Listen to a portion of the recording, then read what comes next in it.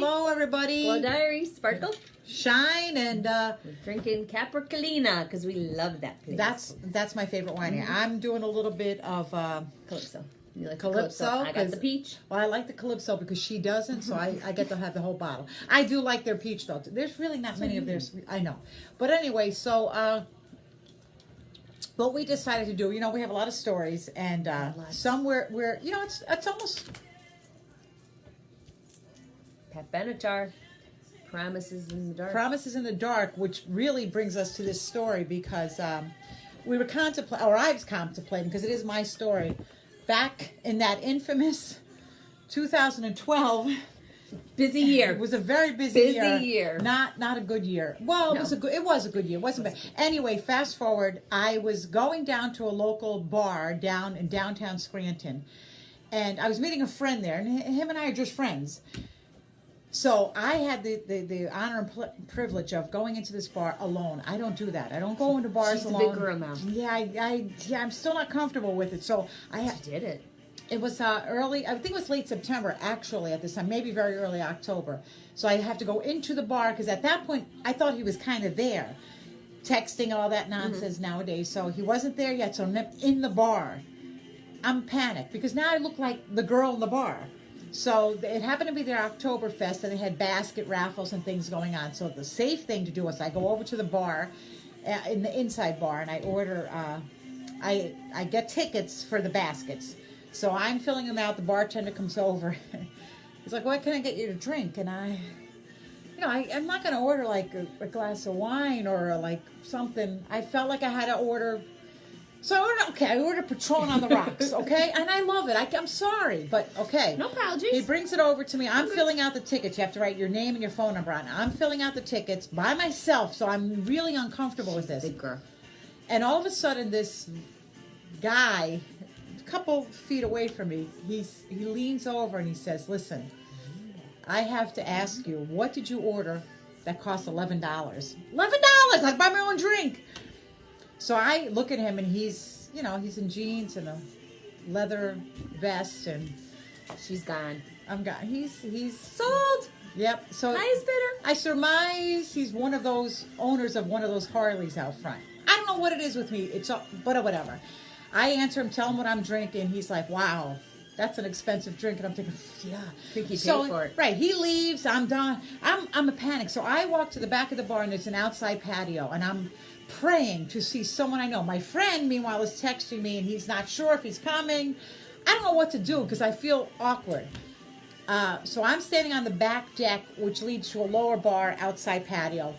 This gentleman comes up, Drew is his name, and he comes up to me, and he had a string of, I hate her.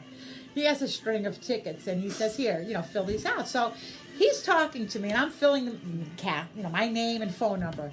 And we're talking, and, he went to school up in a little different area than me. He was a year younger than me, and we're having great conversation. He graduated. And all of a sudden, I don't know why, but I filled out all these tickets, and I get to the last one. And out of What'd you nowhere, do? What did you do? I don't know why. I haven't done it before. I haven't done it since. The last ticket, I handed to him, and I said, "Why don't you call me sometime?" I don't know what possessed me to do that. So he takes it, and he goes, "I will." A leather jacket. Right. I don't know. He leaves. I kind of see somebody I know, which is my friend's niece at the time, go over to her group, and I'm talking to her, sweating. And now I have to get out of this bar because I don't even want to be there, blah, blah, blah. So I kind of do. I kind of do almost feel like an Irish exit where I just leave. That's the end of the story. Okay, 2 weeks go by. I'm with my daughter and her friend and whatever grade they were in at the time, and I'm driving them up to Staples. They had a project. They had to get stuff. My cell phone rings, and it's Drew. He's like, "Hi, we met, 2 weeks ago." I'm like beside myself. Of course you were. You said the girls into said the store with the credit card because you wanted to. I said the two of them in the store with the credit card. I don't know how much they spent. I still don't know if I know. I had paying on it. They came back out, took them home, dropped Lauren off with her little friend Abby. They had a little play date. Aww. I'm still on the phone with this dude. 2 hours. We talked about everything. And I get the infamous, "I'm separated." No reason to doubt him, right? Whatever. He says to me, "I'd like to take you for a ride." So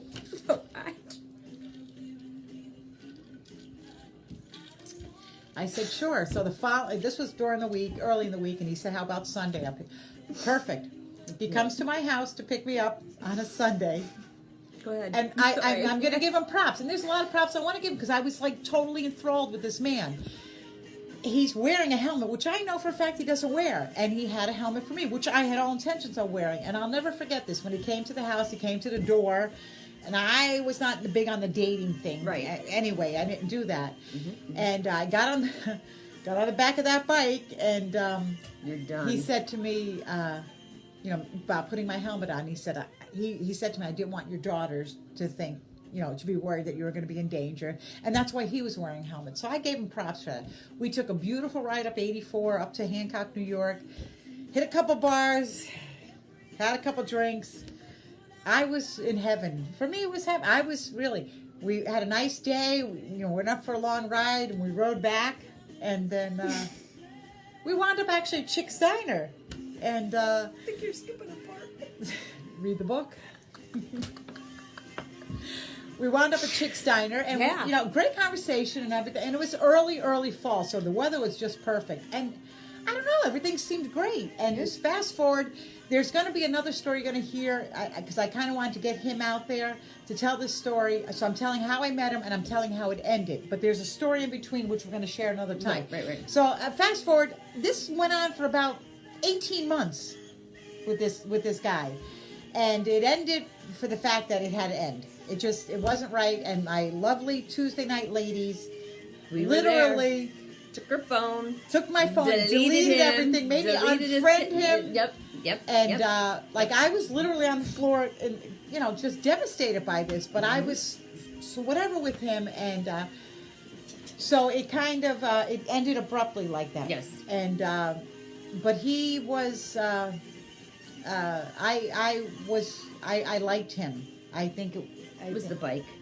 It was the bike, but I liked him. I liked his size. I liked everything about him. And when I was with him, he treated me very good. So I can't say anything bad. He went with me. Went to Jersey with a basketball game. I mean, it's not like we hid or anything, but I did find out. Yeah, he kind of was separated at the time. He did eventually get divorced, and that only happened a few years ago. So basically, he lied. Pretty much. And and I can't, I ask those famous two questions, and the first one is always, are you married? And the second one is, do you smoke? Yeah. He didn't smoke, thank God. So but that was the Drew saga, and there's wasn't over at that point. Yeah, it wasn't over at that point. There's a little story between this beginning and end. Between. Right in between. That's going to be another story in itself. Sandwich. It's kind of interesting. But I just want to get him out there so that when I do talk so about you'll understand who he is, yes. where it's coming from, yes. at the time. And long. And that's it. So anyway, on that note, I wanted to share that. It's not as it's not as exciting as I would like to be, but the other story will be a little bit more. It is exciting because she missed the plot, but that plot's in the book. In the book, if you, it's like we said, a lot of our stories, we're missing the plots. We could have put it in the book, right? Because you got to read the book. It's a good book. Until we get that book out there. So for now, we'd like to say thank you again. We really appreciate everything. Keep commenting.